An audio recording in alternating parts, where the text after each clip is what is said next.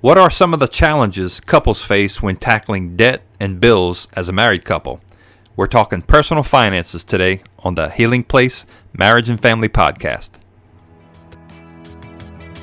Welcome to the Healing Place Marriage and Family Podcast, where families are equipped to reflect God's redeeming love. And now, here's your host, Jared Lambert.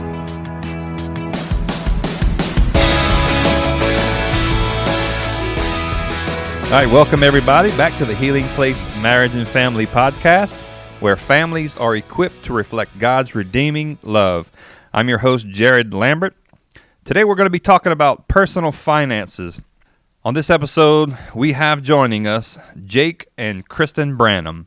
They are graduates of the Healing Place School of Ministry. They're serving here on staff. I'm going to let them introduce themselves, and then we'll get into their testimony and their heart for personal finances within their marriage. So, Jake, Kristen, welcome to the podcast. Thank you guys so much for taking time out and joining us. How are you guys doing today?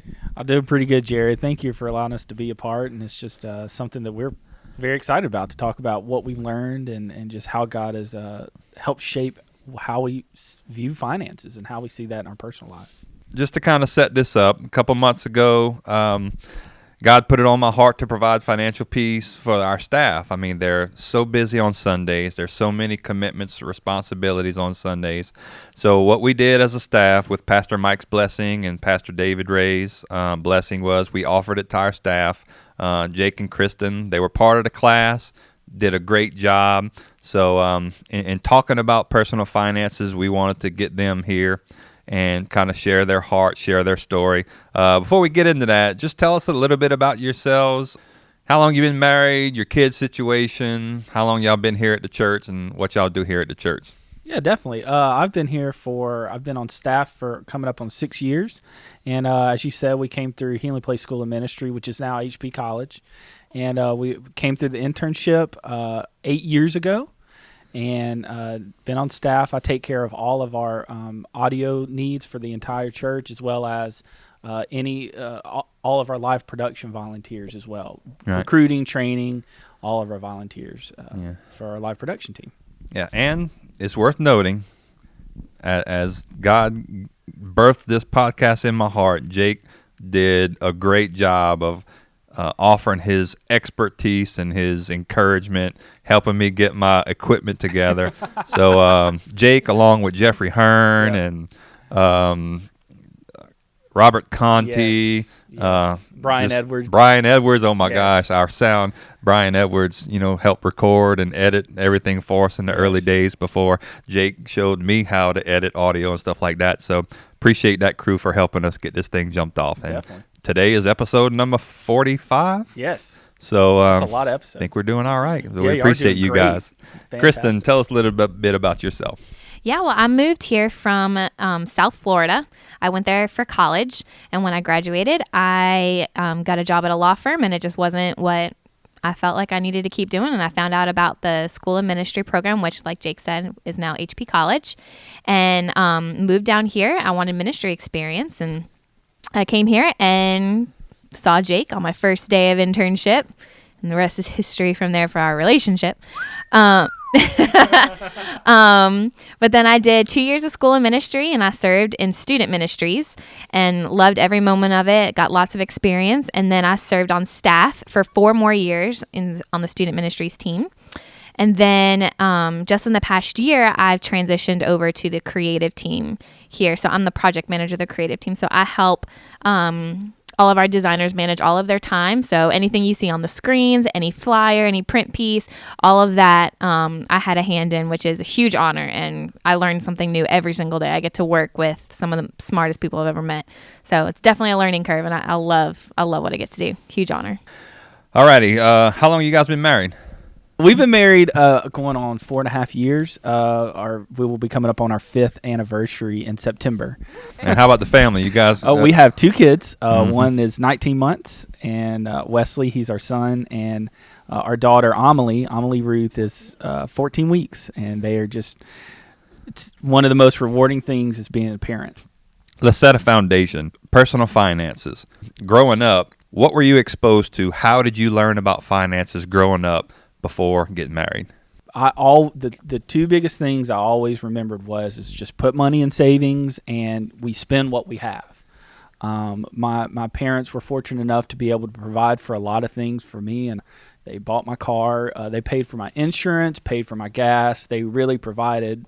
Really, the two things I knew is saving up for things. When I was a kid, I would buy my own bicycle, or I would buy my own keyboard or something like that. I knew how to save for something, but we always spend what we made. And my parents were definitely super gracious, and they provided for me in multiple ways, unconditionally. But I always worked for what I got. I was 15 when I got my first job. I was a sandwich artist. So since I was 15, I have always had a job. I've always been making money to support myself. And so if I had to pay for all of my gas for my car, and my parents paid for half of my insurance. So it definitely wasn't throw you out into the deep end and better sink or swim. But they definitely taught me the value of this is what you make, so this is what you get. Gotcha. All right, so that's what you were taught growing up in your home, in your family. So now you're transitioning out of your home, but you're still single. How did that upbringing affect how you handled your personal finances as a single person? Yeah. When I got into college, I moved away. So I grew up in New Orleans, and then I went to Palm Beach, Florida for college. And that was when I had moved out of my parents' house.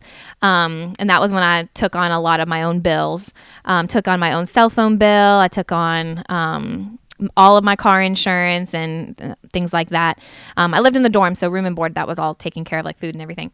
But I got a credit card. That was when I got my first. It was a Discover card because I thought, emergencies. I'm out on my own. And my parents were very specific. They said, do not use this for just anything. This is for emergencies only. And they spoke a lot of wisdom into my life when it came to that. But of course, as every new college student, they need to learn the hard way, and they have to figure things out for themselves. And so I did not use it for only emergencies. I used it for a lot of food. I used it for a lot of movies and a lot of recreational things. And I just thought, I can buy this movie and not have to pay for it for another month. How cool is that? This is a blessing. But then it got me into a lot of trouble, and I actually carried around about $3,000 worth of debt into my marriage from my freshman year of college. And a lot of that was interest. A lot of that wasn't even things that I purchased. So, right.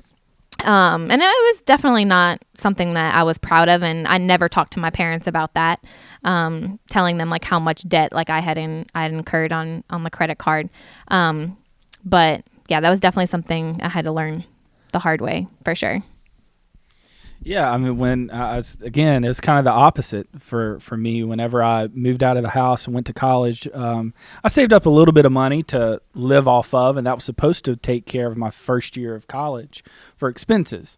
I went through that in about 4 months, and after talking with my parents graciously provided. They sent me a little bit of money every week to take care of just gas, food, literally basics, because that's all they could do, and which was more than what I deserved. Right. I need to get a job, and so throughout my 3 years of college, one being in Columbus, Ohio, and two with School of Ministry, God really blessed my parents to be able to provide for my expenses. My very first real job was here at Healing Place 6 years ago. Right. And so, again, the only thing I knew, I never had, my parents always discouraged me from credit cards. I never had any credit. Actually, right before we got married, our 6 months, I took out a prepaid credit card. So you give a deposit, you take out money, and then you pay it off. And so that's how I built credit in the beginning of our marriage, even before we got married. But I just, again, I spent what I made. Every month. I try to put a little bit in savings, but I spent what I made. Right. Nothing long term. Gotcha. Nothing long term at all. And thankfully, again, God really, the two things when it came for getting married, I had some wise advice from Terry Olivier that said, make sure you pay for the engagement ring in cash and make sure you pay for the honeymoon in cash. And those were the two. Again, I knew how to save up for things. Absolutely. 2 years for my ring.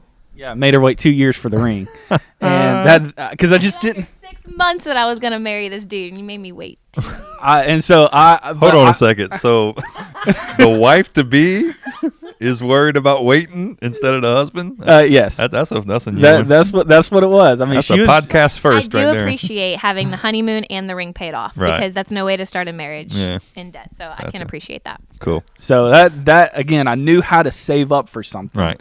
And then I spent what I made. Gotcha. So it's safe to say that you've had different experiences growing up in the home you've came up in. Yes. You've had different experiences, your philosophies and thoughts about personal finance Yep. on your own as singles. So that's a recipe for some conflict with a new marriage. So talk to us about what were some of the challenges, if any. I mean, you guys are sweet, and I'm sure it wasn't.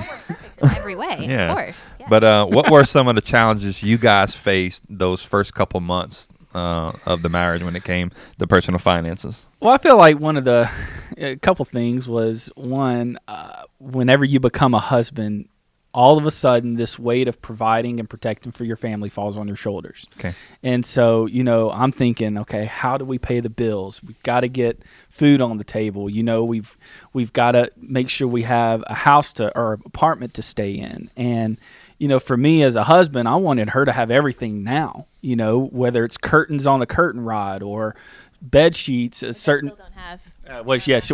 yeah, Whoa! Shots fired. yeah, we don't have curtains in 13 the minutes into the podcast. Shots Anyways. fired. So anyways, thank you, Dave Ramsey. And so, I wanted those things. And so one of the biggest challenges that took place is when we got married, she was like, hey, you take care of all the bills. She was done paying bills. Right. It was really surprising for me because I grew up, my mom was very particular. Like we had a software on our computer at home back when there was just one computer per home. And I spent every single month and I would go through and I would reconcile my budget. Like she was very strict with me. If you're going to have a bank account, this is what you're going to do. So I was always very type A and like very strict about my personal finances. So I was expecting to be that way, all the more so whenever I got married. And literally until I said I do, like the next day I was like, peace, I'm done. Like I don't want to pay another bill the rest of my life. And I'm still that way. He loves paying bills, thank God, because I hate it. Mm-hmm. It's like I've been paying my own bills since I was 15. So like pay bills to your heart's desire. Like Right. I'm done with it. Cool. So that's the thing. I would pay the bills and I would know exactly where money is and where it's at and whatnot. Where that got really challenging is that if we're on the way home, I would look at her and say, hey, let's get some pizza. And I would look at the account and say, there's nothing in the account, but my wife wants some pizza, and so I would either pull out a credit card and swipe Without telling me. Yeah, without telling her. It's my fault. I take full responsibility. That was a fun season. So all you husbands out there, yes, we know that you love us. We know that you love your wives and you want to provide for them.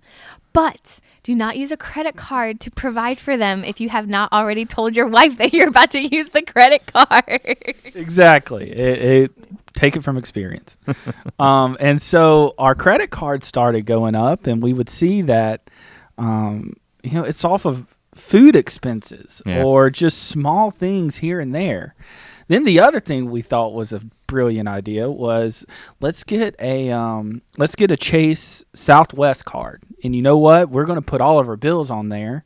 And all of our groceries. That was a big mistake. Yeah, all of our groceries and all of our gas, we're going to get the points. Rewards system. Get the reward system. That's a fantastic idea.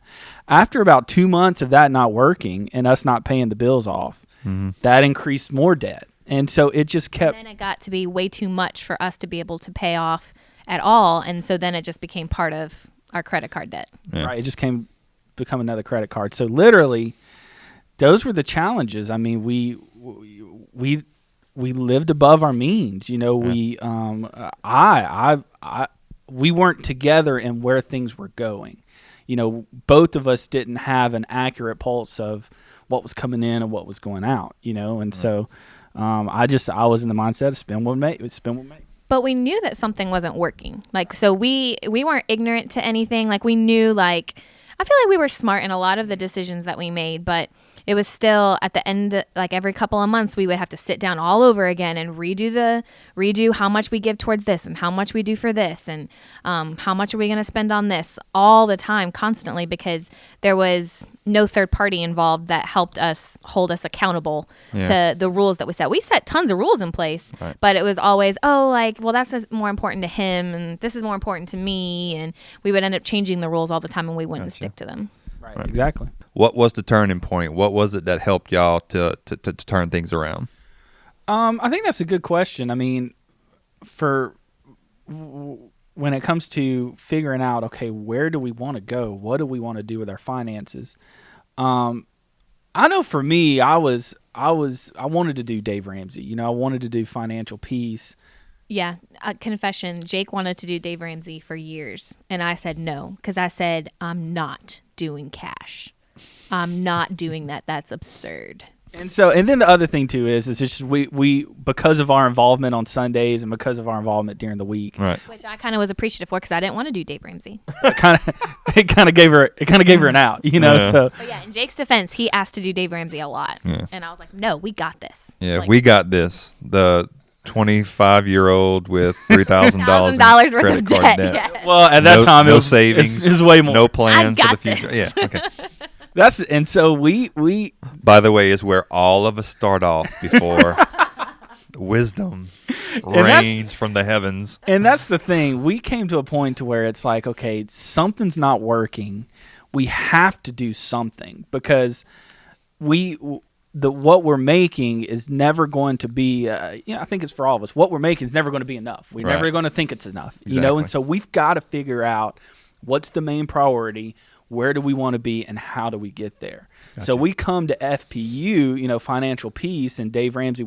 Both of us, whenever the option to do it for staff came about, both of us were like, okay, let's do this. She and I was being a supportive wife, and I appeased him by saying, yes, let's go do financial peace. And so, but we were even like going in there thinking, okay, we're only going to take a couple of principles out from financial peace. We're not going to go full in. Yeah. The cash system's crazy. I even said that. I told Jake, I said, we're going to lie. God will forgive us one day whenever we stand before him.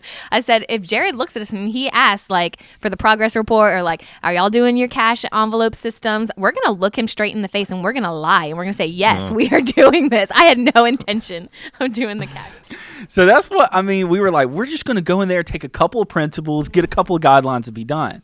And after at that point, we were, you cool if I go into specifics? Yeah, of course. We were probably in about $16,000 worth of credit card debt.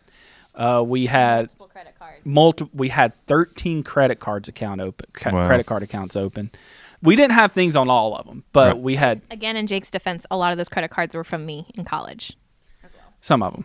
We were leasing a vehicle, and I just purchased another one for me to be able to go to use.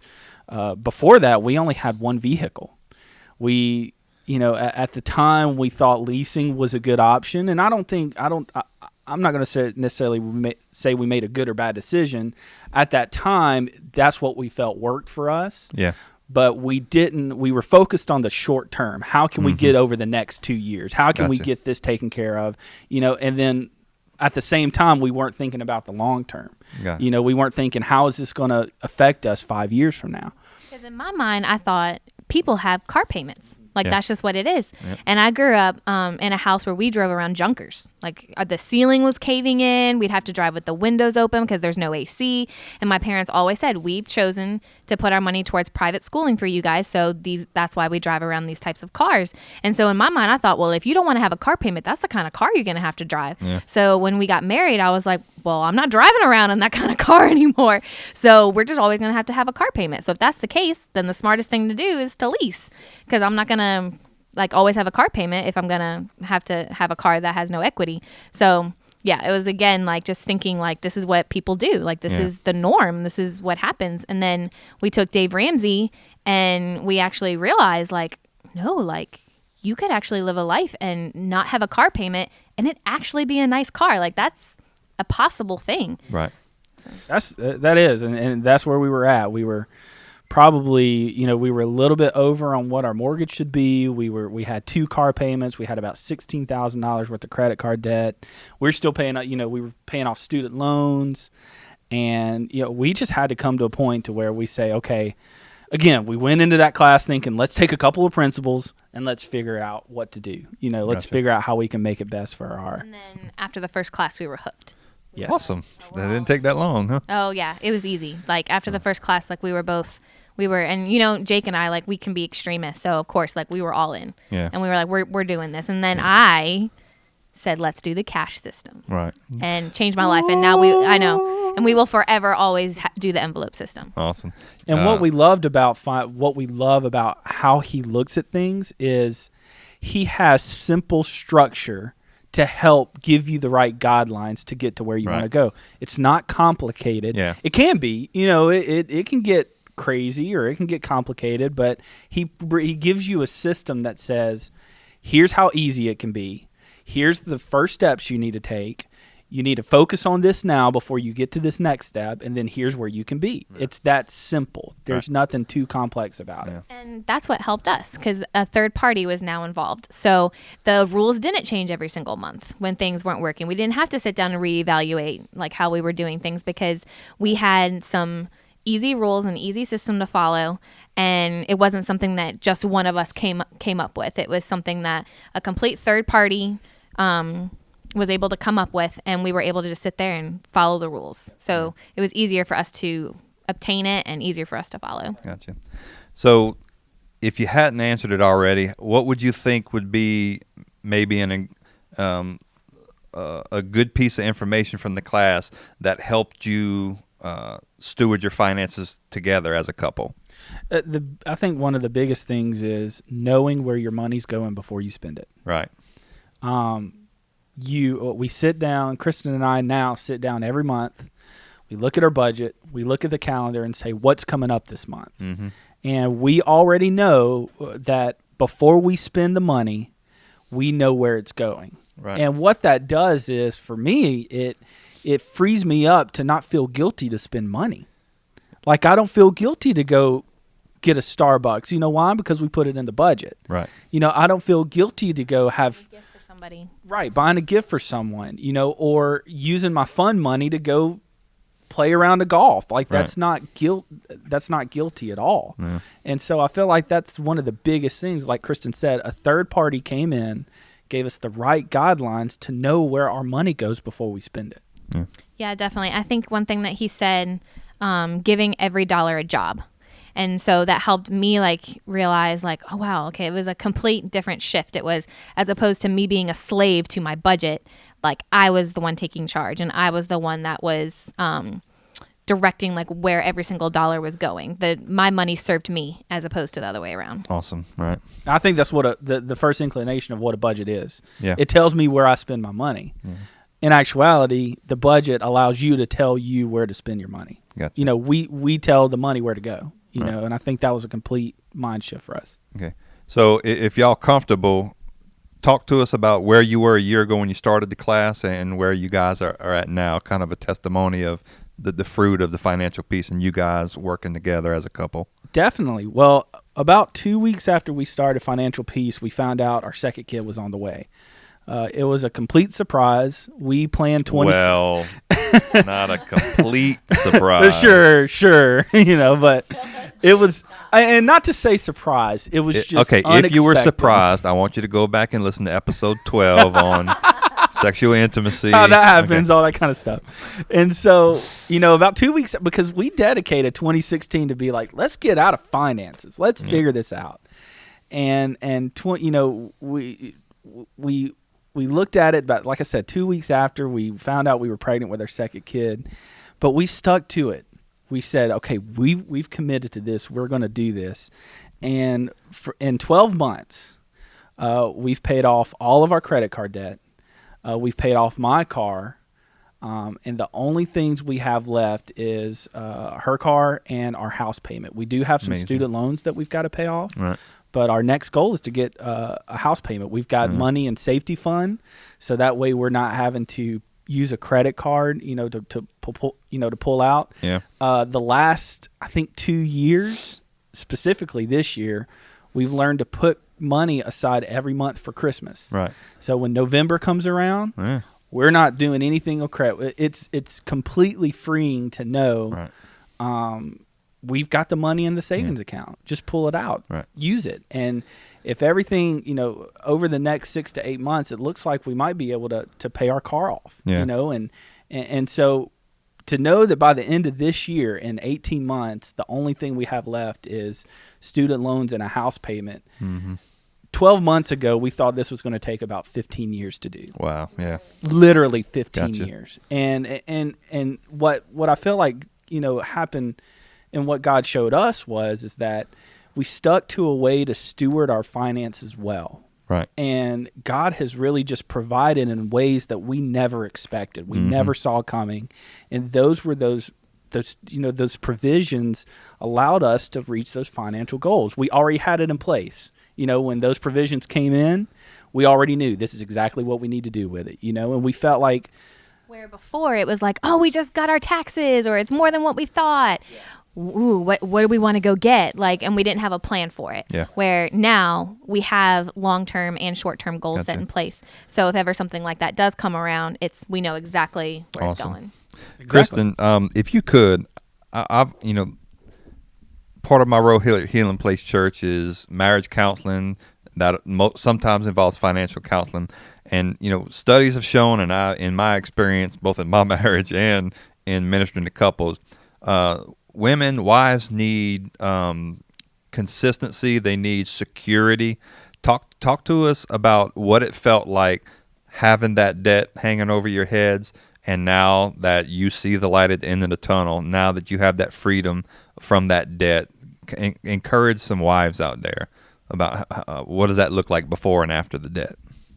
I think before, in the very beginning of our marriage, whenever we did have a lot of debt, I think my heart went out to Jake a lot because a lot of it was my debt from college that he had nothing to do with. I remember the conversation and the day I told him that I had all this debt. I think we were actually engaged at the time when I told you that. That I had student loans and that I had a couple of credit cards. So I think mostly my heart went out to Jake that he was having to work hard to pay all these bills that had nothing to do with him. But I don't know, I never felt like Jake wasn't taking care of me. And like we talked about, like we laughed about and touched on earlier, I would say can we get pizza tonight? Do you want to get pizza? And Jake would be like, yeah, of course. And then come to find out at the end of the month, he used a credit card for it. And then that would infuriate me that he used a credit card for it, but he's just trying to provide. And so a lot of it just came down to communication. But yeah, I never felt like Jake wouldn't be able to take care of me. Right. I think that was something that I just felt very at peace about. Yeah. But I think so, if anything, being in debt and now getting out of debt, I think it was mostly just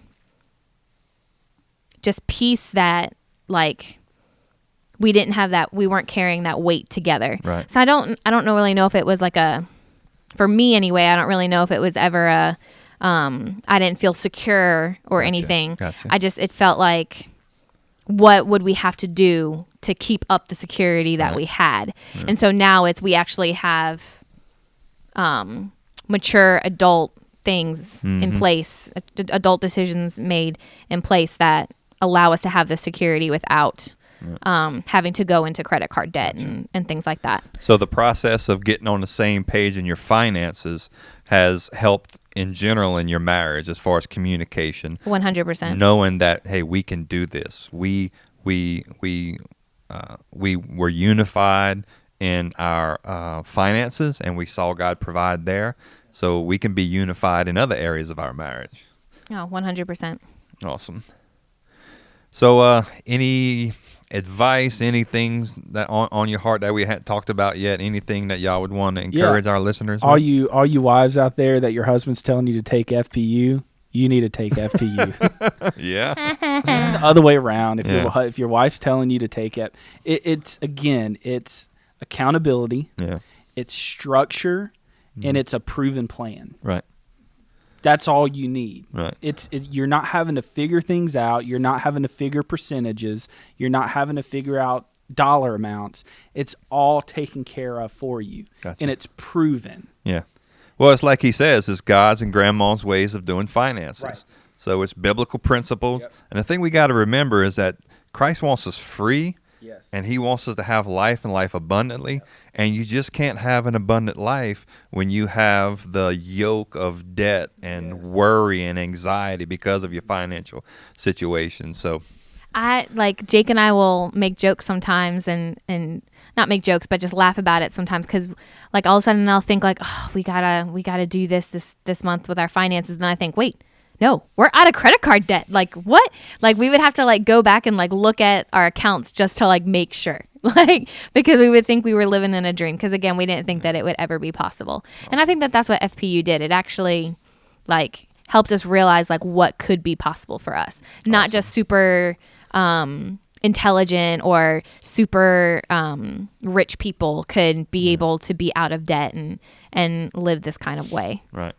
Yeah, the thing that hooked me was he said, imagine if you didn't have any notes. Mm-hmm. And in my mind, I began to add up the credit card, the car notes, and things like that. And he was like, imagine if you didn't have what could the people of God do for the kingdom of God if we started handling money God's way? Yes. And it was one of the few light switch moments for me where I'm like, that's what I want. Mm-hmm. Yep.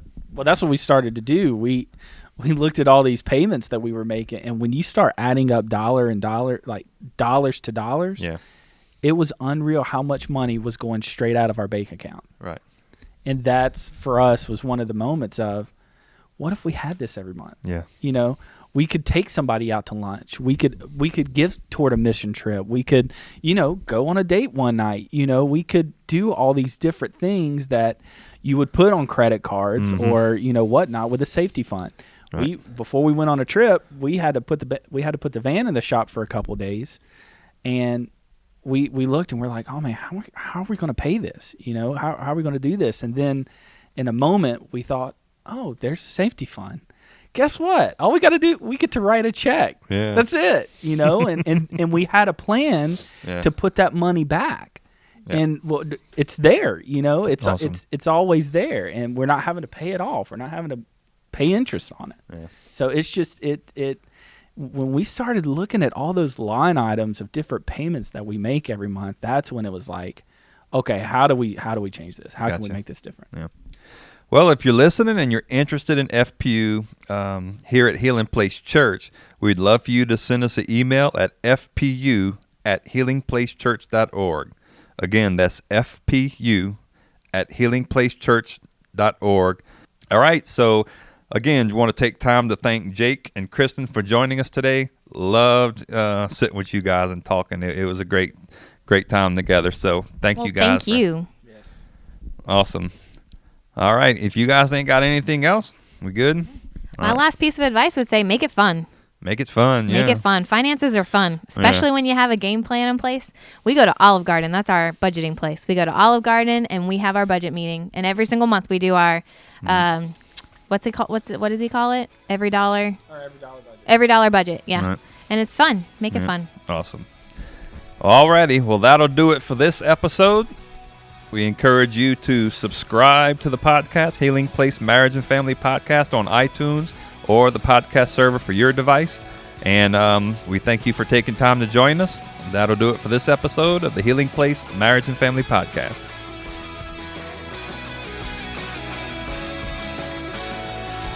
Thank you for joining us for today's podcast. For more information about Healing Place Church, visit us at healingplacechurch.org.